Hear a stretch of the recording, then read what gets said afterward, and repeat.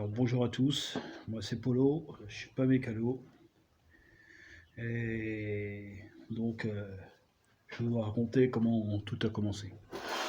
Alors tout a commencé avec la guerre des pneus. Donc voici le véhicule tant désiré. Alors c'est un véhicule Mad Maxé, voilà. Alors c'est un Mazda E-Série, un E 2200 SD1 SL Bongo, année 2000. Alors c'est un camion considéré 3 tonnes 5, le plus étroit du marché.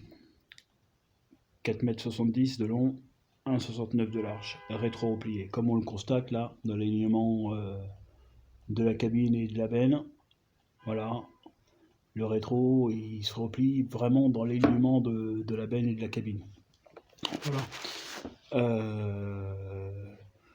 Donc il fait un poids à vide de 1860 kg pour une capacité de charge de 1300 kg, ce qui nous donne 3160 kg en charge sans attelage. Voilà.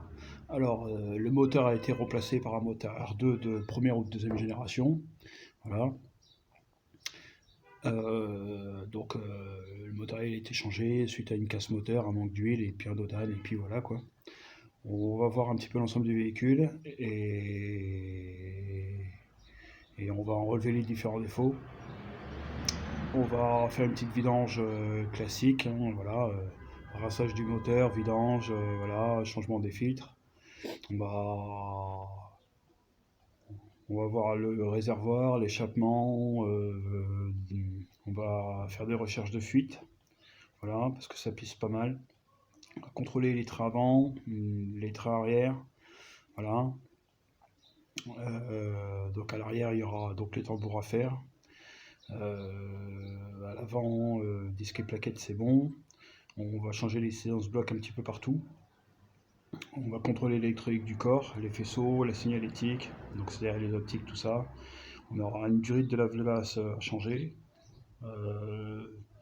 La carrosserie, j'irai de châssis à faire, voilà. On aura aussi de la carrosserie un petit peu plus fine, voilà, au niveau du pavillon notamment, et puis bon voilà quoi. On va restaurer aussi un peu l'ensemble de la cabine, et puis là je vous mets tout ça in situ là.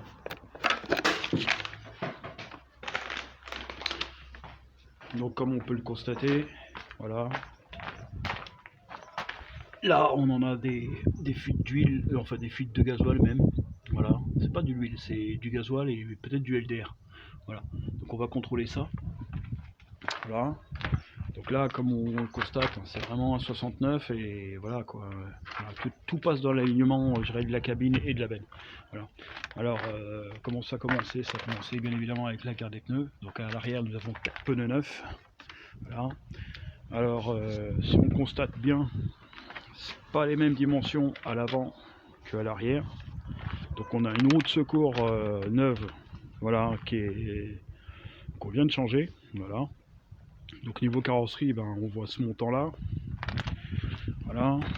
On voit un impact de roue qu'il va falloir qu'on reprenne, là. Le pare-choc un petit peu vite fait à reforger. Checker toutes les optiques arrière. Donc voilà, donc les feux arrière, voilà, les feux de plaque qu'on a ici, l'anti-brouillard, l'échappement aussi qu'on voit, voilà. Et notre petit réservoir aussi où on a du boulot un peu dessus, voilà. On va le déposer, on va faire un échange standard, redresser les consoles. Après, qu'est-ce qu'on aura d'autre? Donc la durée de la place, parce que apparemment ça pisse à l'intérieur, voilà. Et c'était bouché en plus de ça. Voilà, donc j'ai débouché, mais je comprenais pas pourquoi ça bouchait. Enfin bon bref, j'ai forcé un peu et je crois que soit le tuyau il est mort, soit j'ai explosé le tuyau. Enfin voilà. Là je vous passe vite fait les détails. Ah si, on a un petit coffre ici, voilà, qu'on va On va faire ça propre, quoi. On va essayer de changer les tôles ou travailler ça un peu plus finement parce que là c'est un peu du n'importe quoi. Voilà, on a un petit marchepied, petit compartiment batterie, là qu'on aura aussi à remanier. Voici l'ensemble du pavillon. Voilà, donc là on voit bien, on a des creux, on a des bosses, hein, c'est du grand n'importe quoi. On a, je dirais, un gros bench, hein, comme qui dirait, un gros bench ici, là. On va y mettre, ouais, on va y faire ce qu'il faut. Hein. Voilà. Là, on a une vue imprenable sur la veine, donc en veine, de 3 mètres linéaires de veine. Voilà. Intérieur et en largeur, et ben, on va dire qu'on a un 69 moins 8 quoi, donc un 61, un 62 bennes, voilà. Nous avons aussi un autre rétro à changer, voilà. Et puis bon bah voilà, et puis bah, bien évidemment les classiques hein, donc les classiques c'est quoi? Les classiques c'est forcément et les vidanges, les changements de filtre et les révisions de frein, et puis bon, enfin voilà quoi. Pour tout ce qui est travaux de courroie et compagnie, on fera ça, je dirais, dans une saison un petit peu plus moins fraîche quoi, hein, comme qui dirait. Voilà, on va faire ça genre au printemps. Là, on va essayer de procéder au basculement de la cabine. Donc comme on avait procédé pour changer le moteur, voilà, on va procéder au basculement de la cabine, on va lever la benne. Voilà, on va déposer les séances blocs de l'arrière, desserrer de ceux de l'avant, désaccoupler la direction, désaccoupler la boîte de vitesse, le cap d'accélérateur certainement, ou ouais si, le cap d'accélérateur. Et qu'est-ce qu'on aura d'autre à faire? Et on aura aussi à resserrer les roues pour que la cabine elle passe. Voilà. Et bon, voilà, donc là on a fait un petit peu le tour du véhicule. Donc après, bon, c'est comme tous les utilitaires, hein, c'est comme d'habitude, hein, voilà, hein. Un volant, des commandes, voilà, une petite boîte à gants, voilà, le liquide de lave-glace qui est souvent placé ici dans les utilitaires, voilà, enfin du moins en châssis cabine, voilà. On va restaurer aussi un petit peu, enfin restaurer, on va nettoyer aussi l'ensemble de la cabine, voilà, parce que c'est pas génial, voilà. On va nettoyer aussi les garnitures de portière, hein, garniture de porte, voilà. Là on a une petite vision là sur le rétro qu'il nous faut changer, voilà. On a fait à peu près le tour du véhicule. Ah si, une dernière petite chose éventuellement, voilà. Alors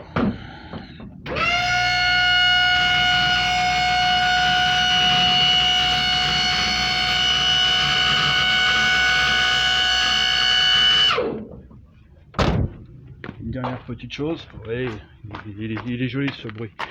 Donc voilà, donc c'est un châssis cabine, voilà, double vérin, voilà. Donc il livre très bien, il livre très bien les charges, je dirais même qu'il livre même les surcharges aussi, voilà. Mais il descend très mal, donc on va aussi checker ce problème de descente de benne, voilà. Et puis voilà quoi, et puis voilà, donc là on a accès à tout ce qui est boîte, pont, voilà,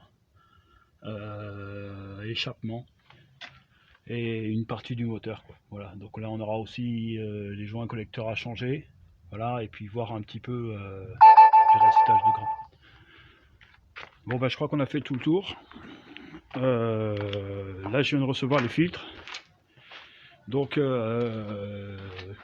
je fais chauffer le moteur et puis bah on se retrouve le véhicule dans le garage, et puis on va commencer à charbonner. Allez, ciao ciao, bye bye.